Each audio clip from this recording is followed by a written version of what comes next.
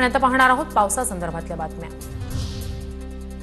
राज्यात आजपासून पुढचे 2 दिवस मुसळधार पावसाचा अंदाज। मुंबईसह ठाणे, रायगड, रत्नागिरी जिल्ह्यांना अतिमुसळधार पावसाचा इशारा। रविवारी राज्यातील काही भागात अतिमुसळधार पावसाचा अंदाज।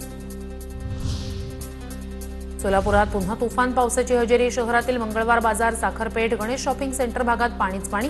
साखरपेठमधील पेट्रोल पंपही पाण्यात। सलग 3 दिवसापासून सोलापुरात जोरदार पाऊस। धाराशिवमध्ये विजेच्या कडकडाटासह मुसळधार पावसाला सुरुवात। 8 दिवसांच्या विश्रांतीनंतर पावसाची संततधार। खरीपातील सोयाबीनसह पिकांचं मोठं नुकसान होण्याची शक्यता। चंद्रपूर जिल्ह्यात पावसाची संततधार। मुसळधार पावसामुळे ग्रामीण शहरी भागात पूरस्थिती। धरणाचे सर्व दरवाजे 1 मीटरनं उघडल्यानं इरई वर्धा नदी फुलली। ग्रामीण भागातील अनेक मार्ग बंद। परभणी जिल्ह्यात जोरदार पावसामुळे शेती पिकांचं मोठ्या प्रमाणात नुकसान। सोयाबीन पिकं पाण्याखाली गेल्यानं शेतकरी हवालदिल। जिल्ह्याच्या अनेक भागात साधारण 65 ते 75 मिलीमीटर पाऊस। बीड जिल्ह्यातील अनेक भागात दमदार पाऊस। गेल्या 2 ते 2.5 तासापासून बीड शहरासह विविध भागात दमदार पाऊस। 15 दिवसानंतर जिल्ह्यात पावसामुळे गारवा।